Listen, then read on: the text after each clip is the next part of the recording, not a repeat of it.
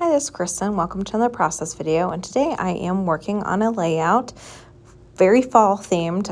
And it's past 4th of July, so now I am totally in the fall frame of mind. I love fall, I love Halloween, and so usually I actually start decorating my house Halloween themed, usually end of August, just because I like my decorations up for a while inside, at least inside the house.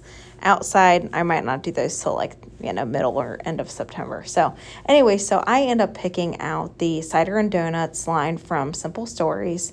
And I had actually gotten this in the June warehouse mystery box. And I had some of this in my stash as well. So I was really happy to see that I got more of it because I just think it is a really cute collection. And so today I'm documenting pictures of my kids at a pumpkin farm. And so I centered their picture up in the middle there. Of course, did a border with a background paper. And then I am using a chipboard frame that says together. And a lot of time when I use the chipboard frames, I sometimes have a difficult time kind of deciding how to place ephemera around them. So I decided let's kind of break it up, take some of the, just so that way I have maybe more of a grounding area to that frame. I take that pumpkin paper, cut it up into two little strips so that I could put them on either side of the photograph. That was one of the backs of, I think it might have been that blue paper. So I think that was the back of the blue paper. And I also bring in some tape below it. So that was from a sticker set. And decide to put kind of a border below those pumpkins. And then this piece that I'm cutting out here, that was from the cardstock sticker set that came with Cider and Donuts. And it's got a little pumpkin stand that says pumpkin. So I'm like, well, this is perfect because they're by a stand, with a bunch of pumpkins. So I'm like, I've got to get that on this layout. And so because that had to be popped up because of the chipboard, I ended up just backing it with some white cardstock and then cutting around it. Usually that's kind of my go-to method if I'm trying to convert it to where, a sticker like that to being able to be raised up.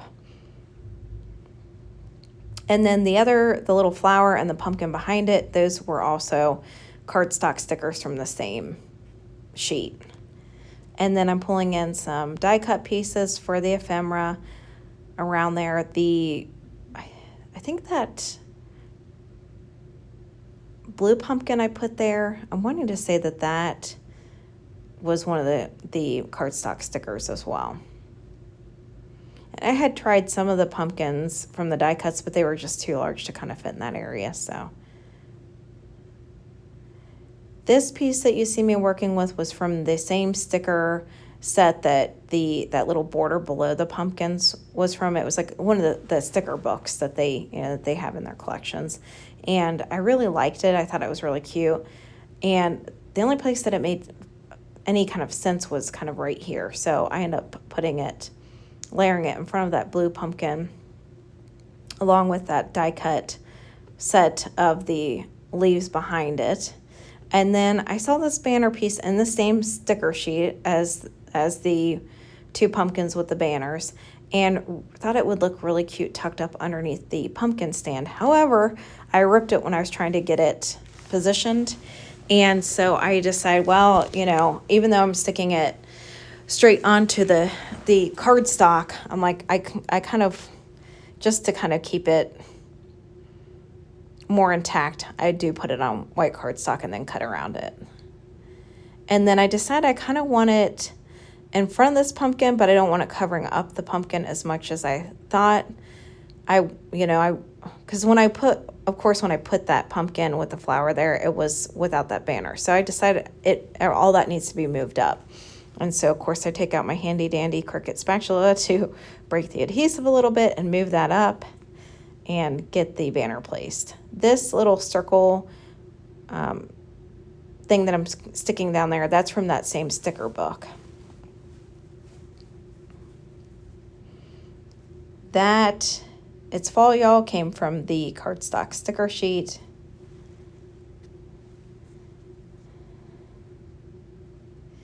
And I'm just like looking at things because I kept feeling like I felt like Together would be my title, but I kept thinking like I wanted something else to go up there. So I ended up pulling out a bunch of different pieces of ephemera and trying it up at the top of that page. And everything I was trying, I did not like.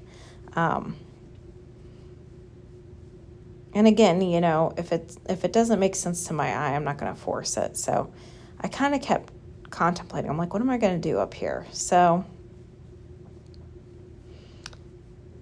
see, and I keep sticking different things. I'm like, no, that doesn't look good. That doesn't look right up there. So I'm like, I don't know what I'm going to do.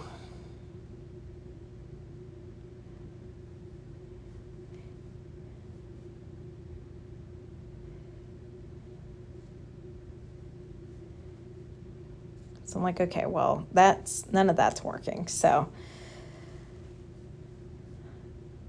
start going through my ephemera again. I'm like, do I just put clusters of flowers around the top up here?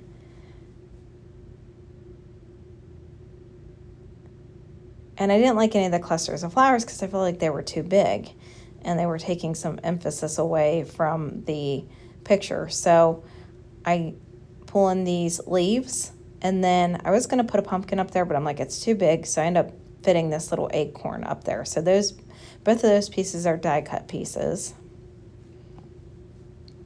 And then I decided I wanted more of a title. So I had looked up ChatGPT for like, you know, how can I make a title where Together is the end of the title? And I typed in like pumpkin, you know, looking at pumpkins together.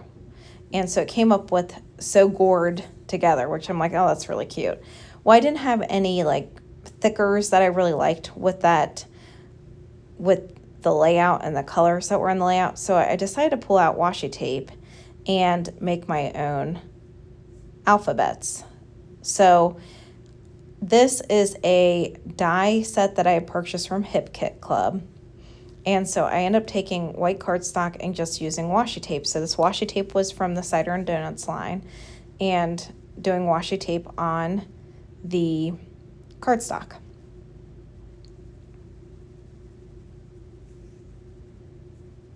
Again, trying to come up with like different creative ways to use washi tape up because I've got a lot of it. And again, it's not something I typically will reach for and use. So I put the So Gourd Together, and I kind of like it. I'm a little like unsure, like is the stripes in it just a little bit too much? So I end up pulling out some tea dye stain for Distress Oxide, and I tried to kind of like stain around the outside of it because I'm like, is it kind of blending in a little bit since that blue paper is, you know, kind of a grid, and that now this is kind of a grid. And honestly, I don't really think that the tea stain, I end up doing every single letter. I don't think it really made a lot of difference. So I was like, all right, well, let me just check and see if there's, you know, washi tape from the same set from Cider and Donuts that would still work on this. And so I pull out different washi tape, and I'm going to cut some more letters out with that. And so I'm like, okay, well, this is promising. Like, I think this will look better on the layout when I put it on there.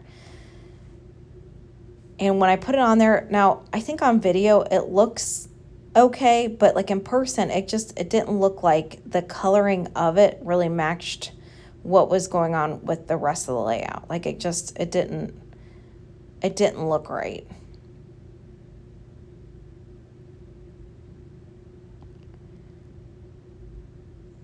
And so I'm kind of looking at it.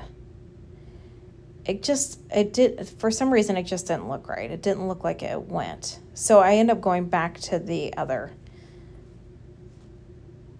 set of letters and decide that that's what I'm going to do. So I'm going to glue everything down, all these letters down.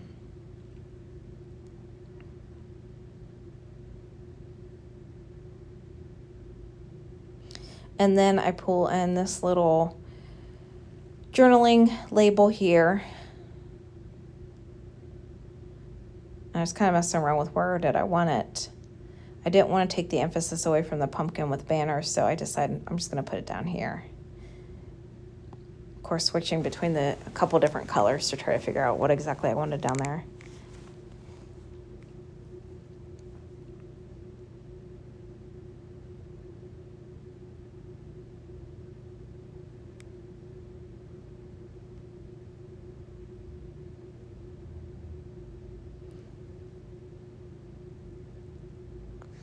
And then I find a little sticker here that's yellow to pull in a little bit more yellow and put it down below the banner.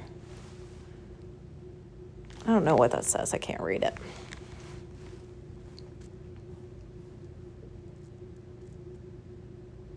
And then I'm going to pull out some brads. So these are flat back brads, and they were from the Cider and Donuts line as well.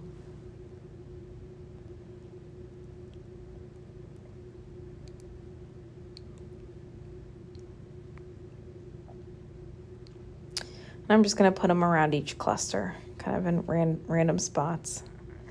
I decided to switch this one back because that was right by a big yellow flower, that yellow one, so I ended up flip-flopping them. I mean, it wasn't that big of a deal, but visually I was like, it make more sense to work on a little yellow over on this side since there's not a ton of yellow over here.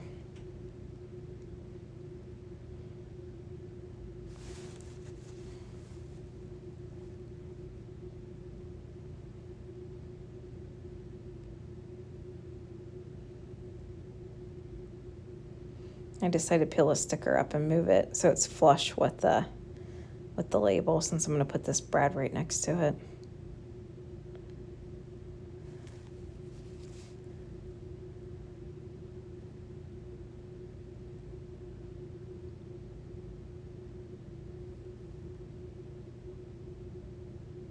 Decided to put a couple little brads on either side of gourd.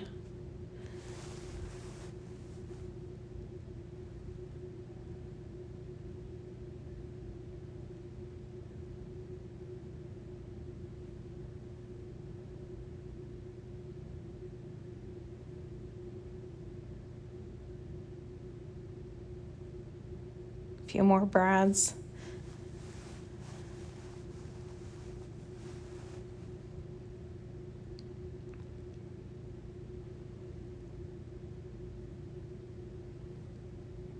And here is the finished layout. I think it turned out really cute. I was really happy with how it ended up, especially because I was on the struggle bus a little bit with it to start.